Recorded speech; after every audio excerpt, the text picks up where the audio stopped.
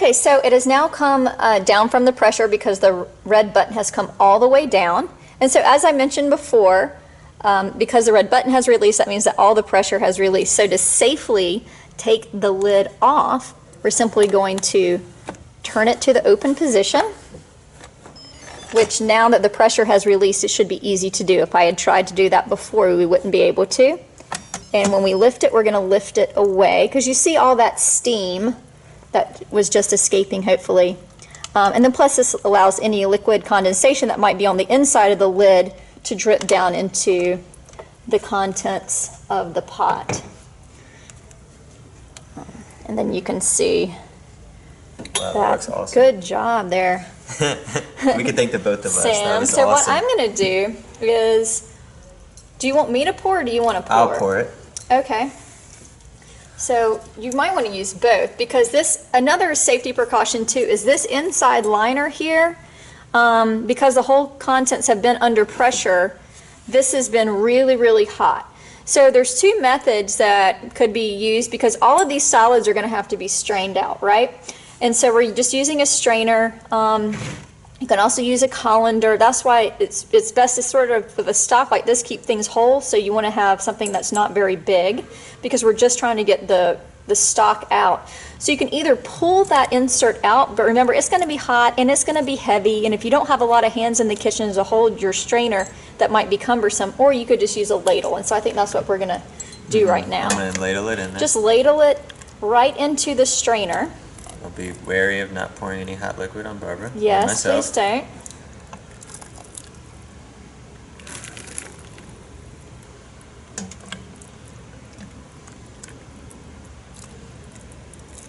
And this is a great color too.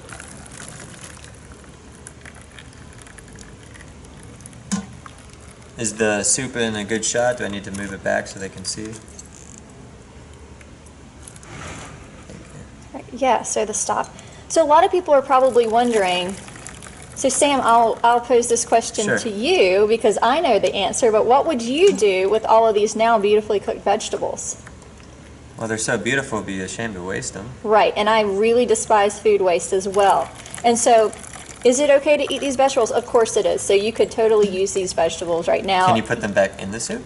You could. Or even eat the soup as it is, as a finished so, product without yeah, so what straining? we've done by making this a stock is, stocks are a base. Stocks and broths and bouillons and so forth are a base for so many different dishes. You know, you buy it so many times in your local grocery to use in so many different recipes.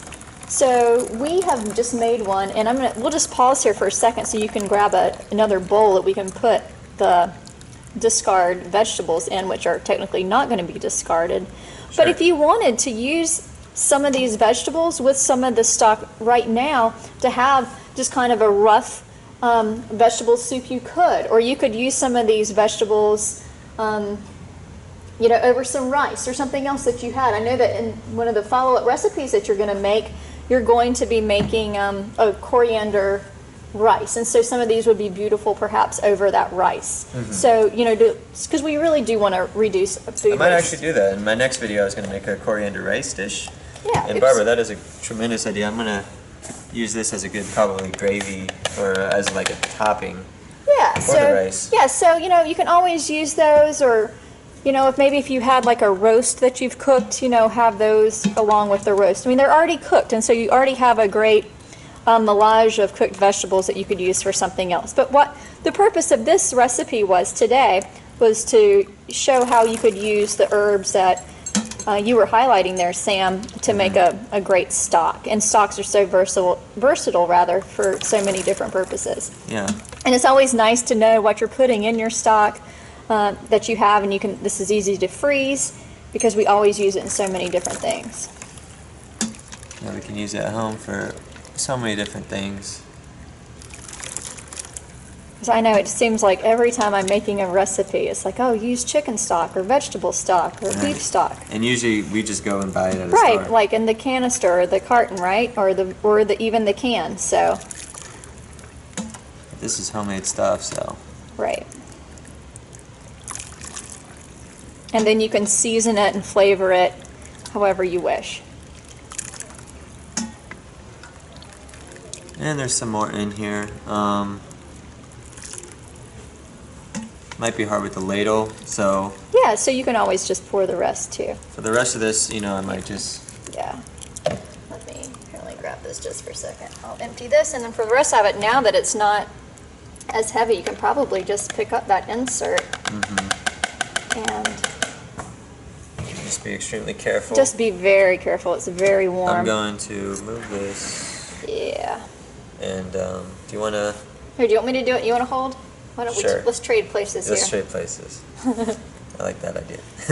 I'll take the liability. Trading places. with my hands. There we go. I promise I'll be careful. Barbara here is an expert pourer, though, so I'm not worried. I am an expert pourer. Let's see.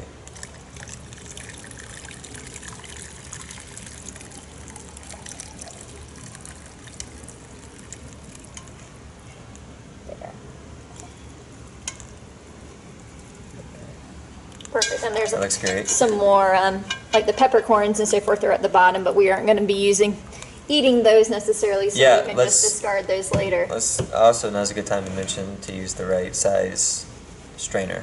Yeah. So, yeah, I mean, it's best to use something like a small mesh strainer. Now, if you don't have that available in your kitchen, just a colander like you would strain your pasta would be fine in, but just keep in mind that you're then going to have to cut your ingredients to size because you don't want them and those to come... peppercorns are really what you gotta. Right, and so if you were utilizing peppercorns, you just want to make sure that whatever your whole size is in your colander or your strainer is going to be smaller than whatever your ingredients are that you're putting in your stock.